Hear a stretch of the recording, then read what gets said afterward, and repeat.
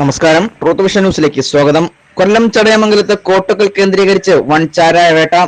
ചടയമംഗലം എക്സൈസിന്റെ നേതൃത്വത്തിലാണ് കോട്ടക്കലിൽ പുത്തൻവിള വീട്ടിൽ ജിനു എന്നയാളെ വീട്ടിൽ വെച്ച് ചാരായം വാറ്റുന്നതിനിടയിൽ ചടയമംഗലം എക്സൈസ് സംഘം പിടികൂടിയത്.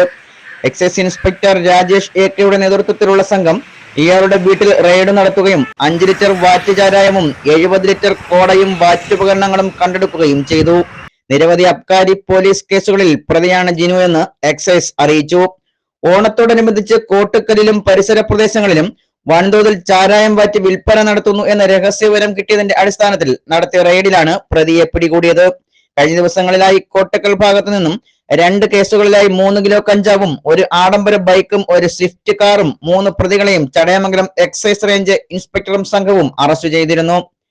Assistant excise inspector grade AN Shanavas, civil excise officer Sabeer, Shaiju, Binsagar, Nandu, വനിതാ സിവിൽ എക്സൈസ് ഓഫീസർ ലിജി എന്നിവരുൾപ്പെടുന്ന സംഘമാണ് റെയ്ഡിൽ പങ്കെടുത്തത്.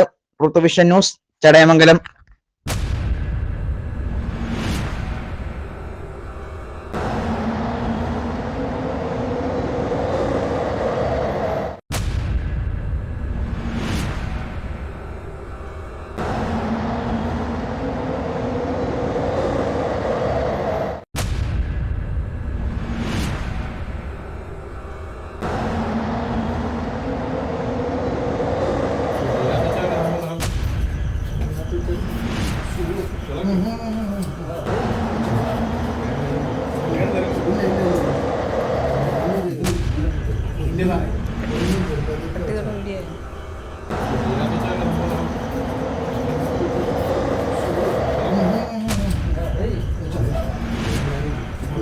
ഇല്ല